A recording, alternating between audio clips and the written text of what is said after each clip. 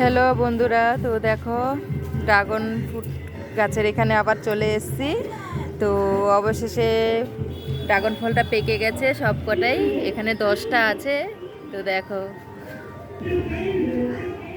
ওই যে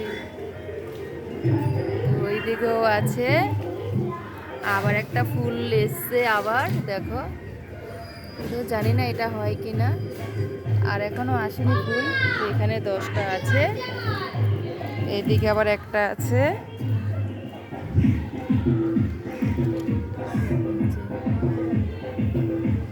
এবার সব একসাথে পেকে গেছে,